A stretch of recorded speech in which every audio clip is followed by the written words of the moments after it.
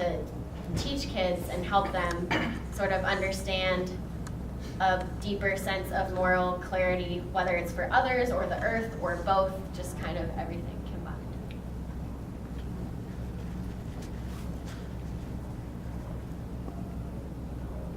My journey into this path began one winter day in South Burlington, Vermont, in a field near my house, where I don't know why, but I fell back on my back and looked at the shining blue sky over that shining white field in the middle of winter, and knew that this great life of this planet is my life. It was many years before I realized how deeply that simple experience had impacted me. But as I went to college many years later, dedicating myself to studying economics for the purpose of changing our economic structure so that we can resolve the issue of global warming,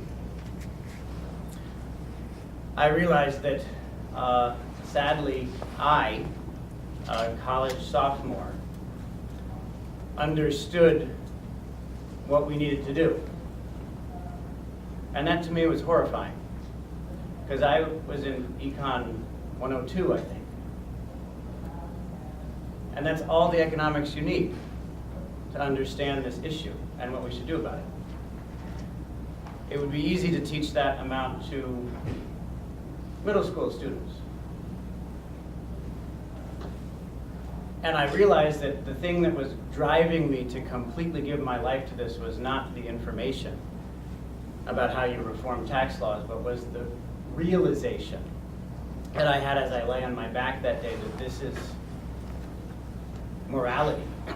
This is right and wrong. This is life and death. That all we can do now is sacrifice our lives as our great life is being sacrificed.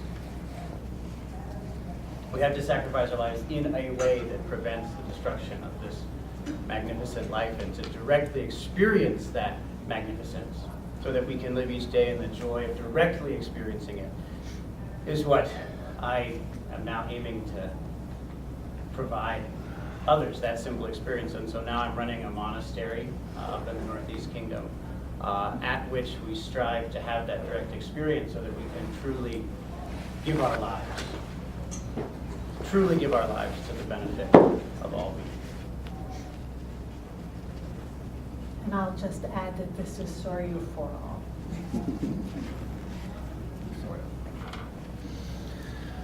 Thank you, Soryu. Well, my name is Alan Betz, and I happen to be a climate scientist. I started out training as a scientist a long, long time ago. And over the years, I've moved, particularly in the last 10, 15 years, to becoming a climate advisor to the state of Vermont. But even when I was a student, way far away in England, back in the 60s, I realized that, and I thought that given the modern world, I really needed to understand the science that was driving the transformation of our world. I knew that that would not be enough. So I started in parallel looking at the world's traditions, looking at the world's philosophy. I was fortunate to be in London at the time of the Free University of London in the 60s, trying to find my way, because I had had no fundamental religious background, although my grandparents were Methodists in England, understand what was common to the world's traditions that interconnects us all, interconnects us with each other, and interconnects us with the earth and the whole of creation, the whole of life. So I explored this and that, and I cannot possibly go through that. But I went to, learned yoga, Indian teachers, went to India, picked up threads of Buddhism, picked up Native American training here in Vermont, went into the wilderness on vision quests, sat in places where the sacred was so tangible that even I as a scientist could just feel it. And so I have lived this world. Now I live in a world where I'm working as a scientist, but I rely now on the serendipity of all my network of connections to everything as to what I do.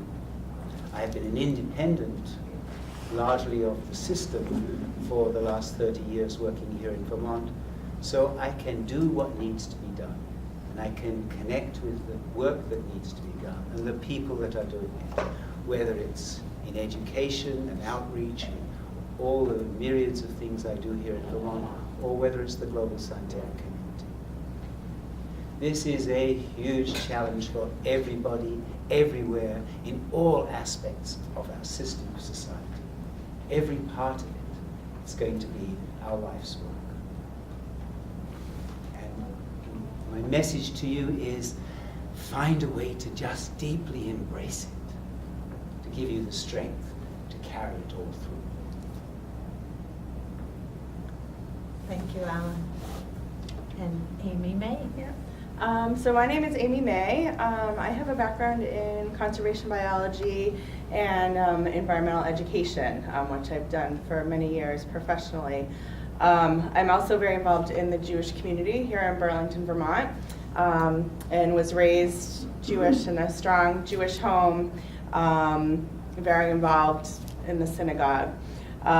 Also grew up with this love of animals and knew that was what led me to study conservation biology, and eventually led me to decide that I really wanted to be involved in environmental education and teaching kids. And really, I have a passion for everyone to help them connect with the natural world.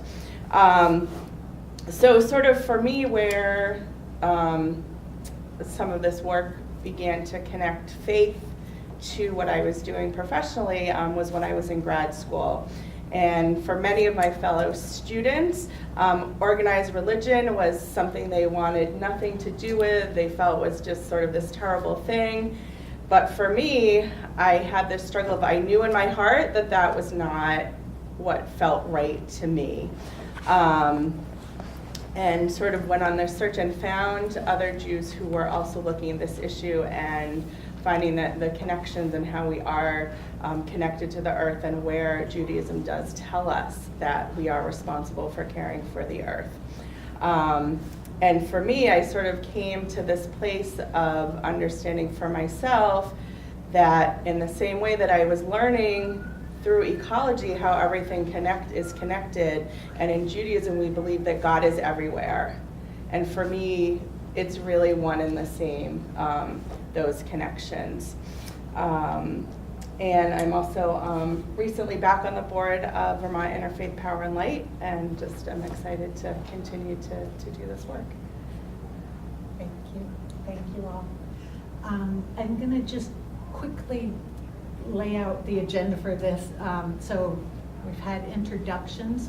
We're going to have a question and answer time now with the panel, among the panelists, and then hope to leave a little bit of time for questions from you all. And then for the last 15 minutes, we want to give time for you all to think, a few minutes about why you are called to be here today and to take action, and to jot down your thoughts about it. And then you're going to pair with somebody, briefly kind of share your thoughts, your story, switch, let the other person share.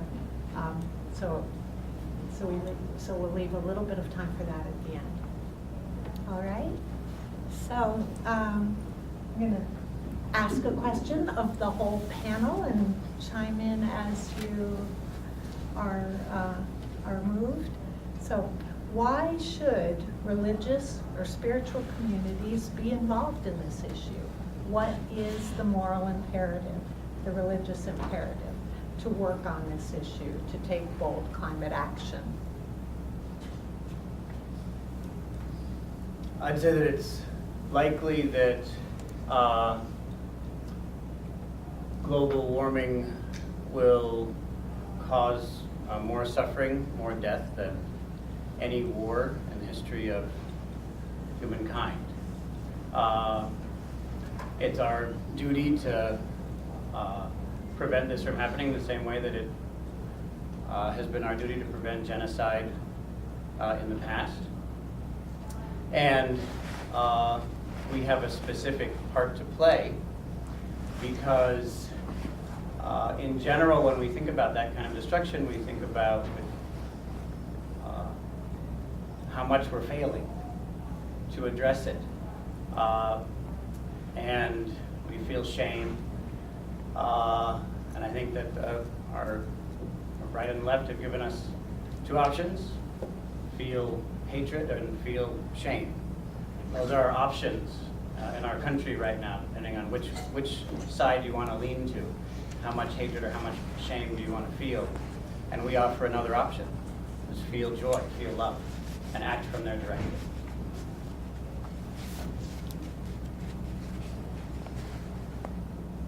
I think for me, it ultimately comes down to, you know, as a kid, you learn to sort of love your neighbor as yourself. And right now, obviously, we're really not doing that very well. And so I think for me, I am just trying to be the opposite of sort of the world as a whole and really try and do that and just be loving in all the ways that you can and be kind when people need lifting up and just go out and do the things that your heart is telling you is right.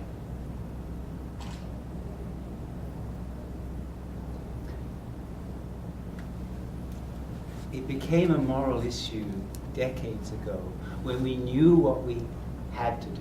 We all signed the Framework Convention 4 years ago. Technically, we now have all the capabilities to do it, to create an efficient society based on renewable power. We know how to do that. It's only the fact that we have an economic and corrupt political and economic system in the broadest sense of that word that is resistant to change. So it's fundamentally a moral issue. What are we willing to take responsibility for when we know how to do it, as someone said earlier, and we're not doing it?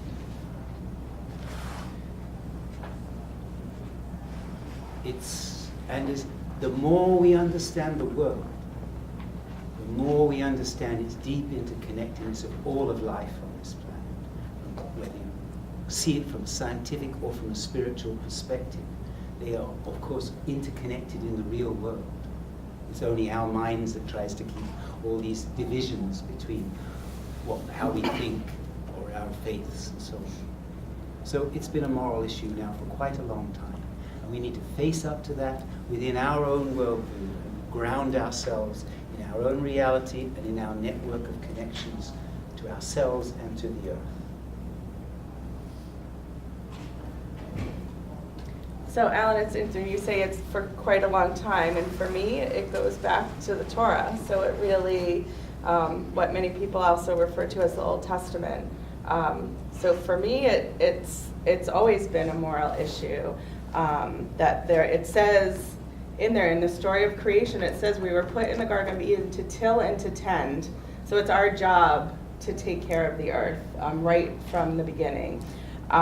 There's also a concept in Judaism called tikkun olam, which literally translates to repairing the world. And that,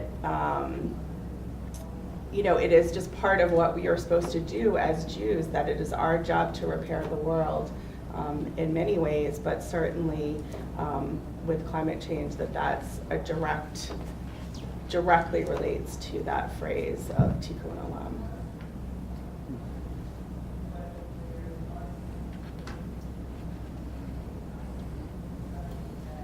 I appreciate what you're saying about how old this is. And the point made that if we know how to do something, then it's simply a question of whether we believe we should do it at the deepest of levels.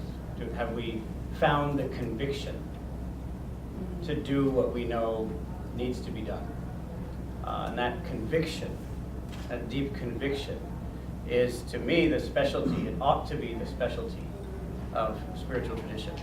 How do we give people a deep sense of ethics, value, love, and become capable of turning that into action that goes against the traditions of injustice that we live in?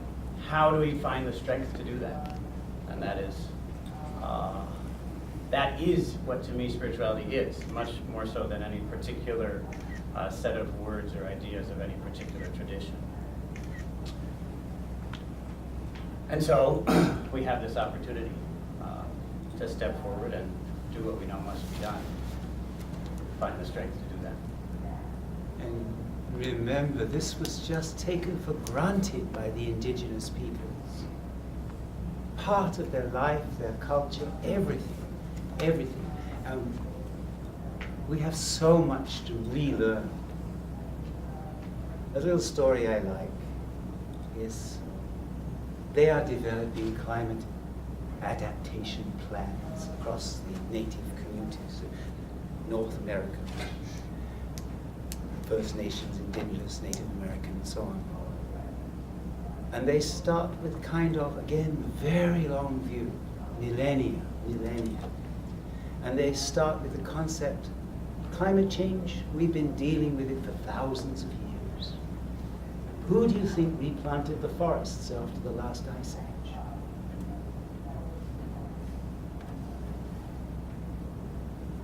I'm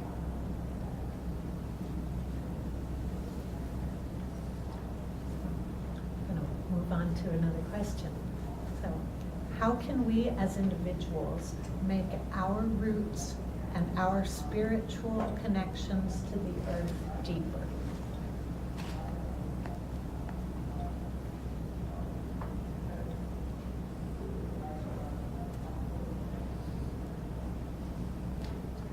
I mean, I think for me, it's simply just spending time in the natural world. You know, I know for me, I definitely feel it different, you know, when you get in that and you're busy and you just don't have that time to go out for a hike or just to be outside, and I feel that difference in myself in taking that time just to be with nature. That's what I would say as well. And it can be really anything. I know for me, it's going on a run every day. And I did that this morning, and it is the best thing that you can do for yourself. It helps you take care of yourself, and it just helps you develop a huge appreciation for what is out there in the world to see. And it just makes you notice the little things. Like I was running this morning, and I see this leaf that's just kind of like floating in midair. And you don't notice those little things unless you're out there every day. Or like the gorgeous view that's on Spear Street. If any of you have seen it before, it's like right at that Overlook Park. I see that so often when I'm running, and that is one of the most beautiful views that I've ever seen. And just to see that every day is a real gift.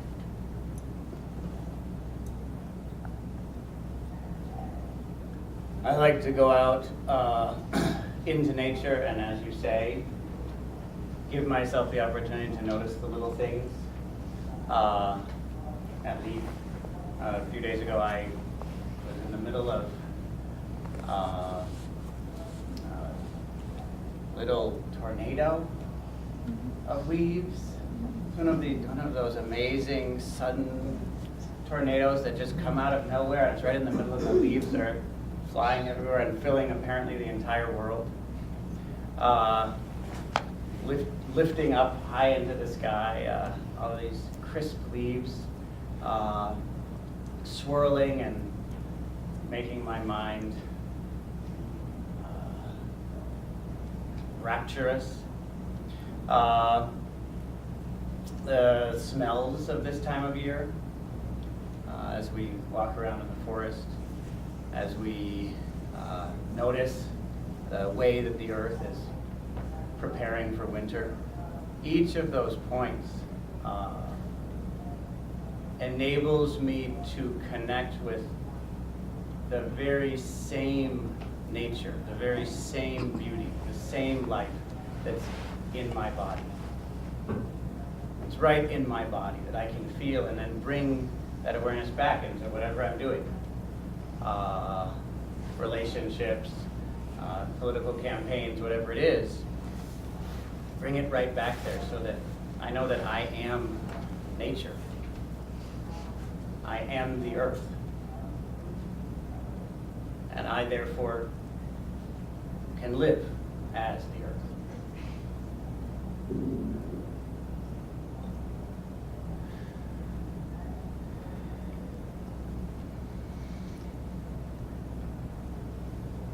We are all a deeply interconnected part of the earth.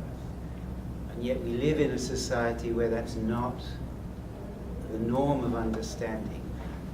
We separate ourselves from it. Most of our society exploits the earth, our economic system. I don't need to go down that path. Start with your intuitive connection to the natural world that you're hearing. And you know, you live here. And then, what is hard for me to explain, because I'm so old, is that how much this changes with time, how much it deepens every decade of your life, until, because I live in these two worlds, on the scientific world, I now see we're finally understanding how an entire forest communicates old trees to young trees through the fungi in the soil, exchanging nutrients, protecting and holding up the young trees, how trees exchange between the evergreens and the conifers and the deciduous trees at different times of the year, what they all need, and all that's mediated through life within the soil. We had no idea of that when we just cut down those trees. Now we actually understand all that rich interconnectedness. So there's that kind of understanding. The more you understand something, the more it becomes part of you and the more deeply you can love it. But for me it was sitting in the wilderness and the earth actually talking to me in a way I could understand. And all I had to do was surrender to it. And that was just transformative. So never, never underestimate how far you can go down this path if you're willing to simply surrender to it.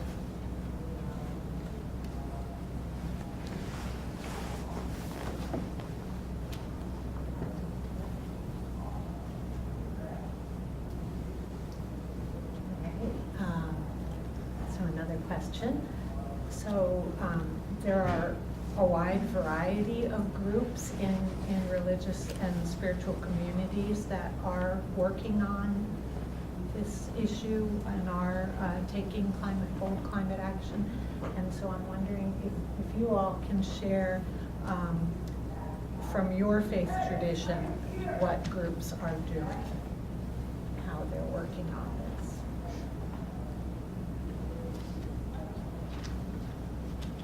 We at the monastery, we are doing our best to create a structure, an educational system, in which the direct experience of passing beyond inside and outside, passing beyond those divisions, the direct experience of connecting with nature can be integrated into the skills needed to make a difference in our society. There are certain skills that one needs. One needs to be able to write skillfully, engage in political or advertising campaigns, understand how to use social media. These are just a few of the examples of the skills that are needed in order to make a difference. It's extremely common that the people who have those skills have focused primarily on gaining those skills and don't also have the underlying immeasurable, constant, universal, perpetual wonder of the direct spiritual experience of realizing this experience right now is nature.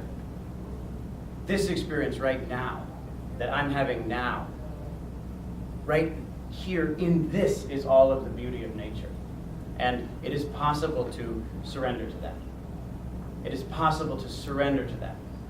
Other people who have practiced and practiced and have surrendered to that and have, as we say, a joy that grows and grows, a path that transforms us over time, and have actually learned how to accelerate that path through various spiritual technologies.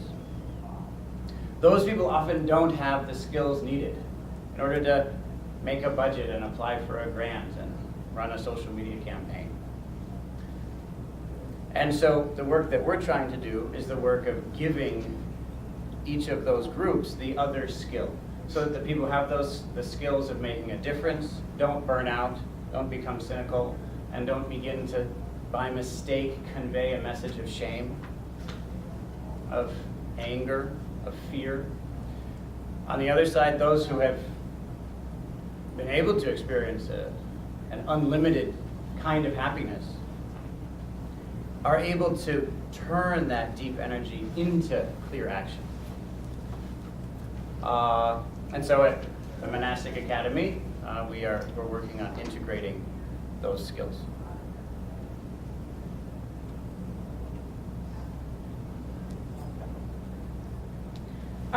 So within the Jewish community, there's quite a lot that has happened over the last 15 to 20 years of different organizations that have come together, but a couple of kind of the larger ones are Chazon, which is a group that focuses on many different issues, but also helps smaller groups do fundraising to run programs locally.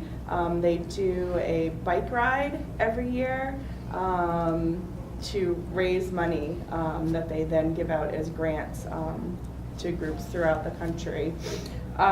There's the Teva organization, which does Jewish environmental education.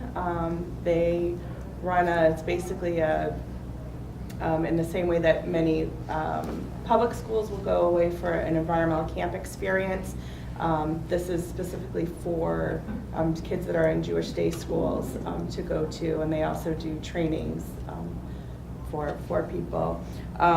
There's a Jewish farm school that has started in the Philadelphia area that is training people to farm in a Jewish way through a Jewish lens. And many of the mainstream, the reform movement, the conservative movement, also have brought environmental issues in under their agendas as well. And more locally in Vermont, there's a group called Living Tree Alliance that is starting a communal housing in Moortown, Vermont, and also run different festivals throughout the year.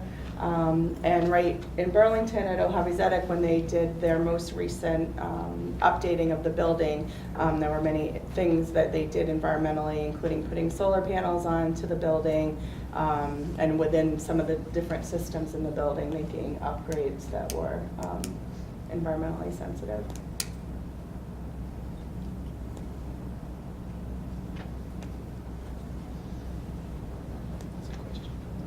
Yeah, so let's open it to questions from the audience, yes. Hello, my name is Robin Lloyd. I'm a member of the Burlington Friends Meeting, and we've recently developed a petition. In our view, one of the greatest threats to our health and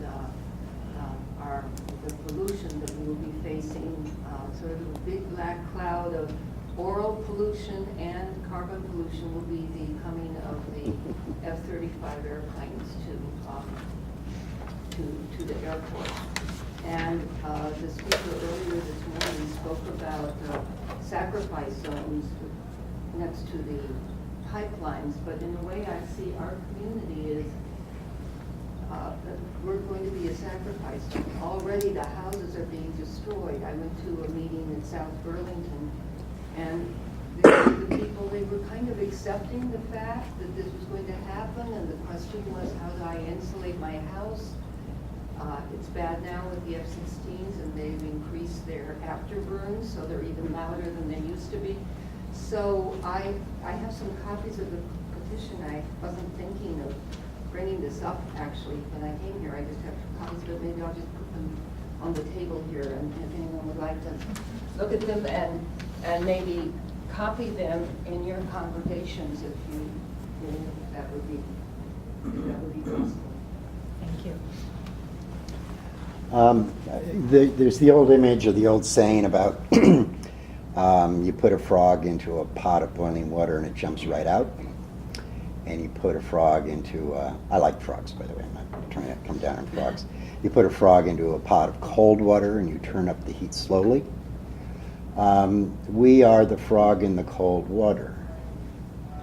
And we don't know what's going to happen, like that frog doesn't know what's going to happen. So the question to the panel is, how do we convey to the frog in the cold water that it better get out, better do something soon, because if it doesn't, it's going to die and not really know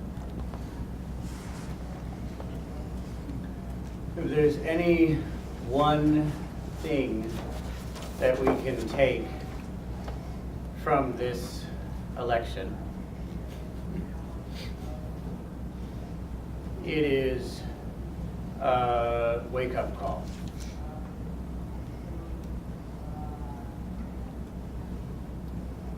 As you say, a frog in that cold water, you turn up the heat slowly, it doesn't know, and soon enough it's dead without having even tried to escape. But when there's a sudden shift, and sudden shift in temperature, the frog will try to jump away, and I think we can take this to be a sudden shift. Is it really? No, it's not. I don't think anything in particular changed in terms of the mindset of our nation last week. That the qualities, the assumptions, the worldviews that we have had have brought this about. But it makes it obvious. It is a kind of a slap in the face, or somebody throwing boiling water in our face, maybe you'd say. And we have to take advantage of that in order to mobilize. That point, how do we come together now? How can we use this to strengthen this movement? Is essential, and great challenges can often be turned into great opportunities. This is a great challenge. There's an enormous risk now of catastrophic damage to our civilization and life on Earth. That's a fact now. And in terms of a Buddhist perspective, one of the most important questions is, can you truly see death as a certainty and live ethically and joyfully from there? There's a famous story of a Japanese Zen master, Ikkyu, who went to a festival where they had a lot of floats and banners and candles and such. And he went, and on the way, he went by a charnel ground. A charnel ground is a place where you put dead bodies when the family doesn't have the money to bury them. And he found a corpse that had rotted, and there was a skull. And he took the skull and he put it on a pole and went to dance with a stinking, rotting skull. And everybody got mad at him and said, Ikkyu, what are you doing? You're crazy. And he said, well, if you can't dance and be happy knowing that your head will soon look like this, then you can't dance and be happy. Because this is the reality. Can we now see that that it's very likely that catastrophic global warming is going to happen. From that place, can we come forward and take action? And my concern and the fundamental shift that I think spirituality can give us is, for most of us, the impetus to action from that realization is one of shame, of self-hatred, of fear. And we see where that got us. That got us to this election. If you have the choice between hating others and shaming yourself, a lot of people are going to choose hate others. And those are the only two options that we're giving people. Those are the only two storylines that we're providing. Do we have another one? And the challenge for us now, and the reason that I believe spirituality is so essential, is that the ability to deeply face this, the ability to truly see it, and simultaneously to rise up rather than shutting down, is the great gift of the spiritual traditions of the world. Can I take that just a thread further?